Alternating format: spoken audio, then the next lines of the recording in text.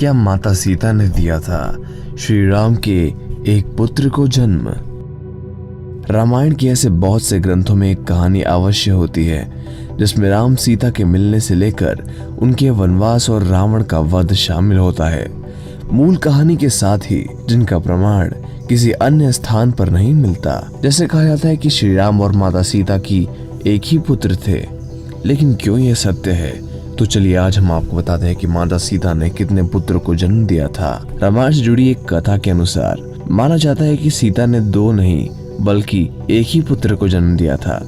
माता सीता ने अयोध्या नगरी को छोड़ने के बाद महर्षि वाल्मीकि के आश्रम में शरण ली थी। वहीं पर पुत्र लव को जन्म दिया। एक दिन सीता जी कुछ आवश्यक लकड़ियां लाने के लिए आश्रम से बाहर के पास स्थित जंगल जा रही थी, लेकिन उन्हें ये चिंता थी कि वे लव को कैसे लेकर जाएंगी। तब निकलते हुए उन्होंने वाल्मीकि जी से लव का ध्यान रखने के लिए कहा।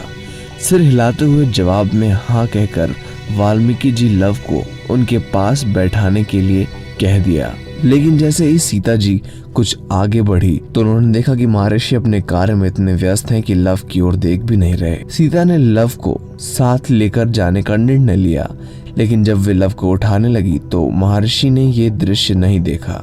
कुछ देर बाद महर्षि ने इधर उधर देखा तो उन्हें लव दिखाई नहीं दिए और उन्हें ये भय हुआ। महर्षि वाल्मीकि जी सोचने लगे कि अब वे सीता जी को क्या जवाब देंगे। तभी वाल्मीकि जी अपने पास में पड़ा हुआ एक कुशा यानी कि घास को लिया और कुछ मंत्र पढ़ने के बाद नया लव बना दिया। ये लव हूबहू पहले जैसे लव जैसा ही दिखता था। माता सीता जब जंगल से आश्रम लौटी तो महर्षि चकित होकर रह गए, क्योंकि लव माता के साथ ही था। वहीं माता सीता ने लव जैसा एक और पुत्र देखा। वे बहुत प्रसन्न हुई। महर्षि ने पूछा तो माता ने बताया कि वो लव को आज अपने साथ ही ले गई थी। साथ ही माता सीता ने दूसरे लव को भी उनको अपने पुत्र के रूप में स्वीकार किया। इसी के कारण माता के 2 नहीं बल्कि एक ही पुत्र थे। दोस्तों, आपको ये वीडियो कैसी लगी? अगर आप नए हैं हमारे चैनल पे तो उसको सब्सक्राइब करके बेल आइकन जरूर दबा लीजिए। अगर वीडियो अच्छी लगी तो सब में शेयर करिए और लाइक जरूर कर लीजिए। धन्यवाद।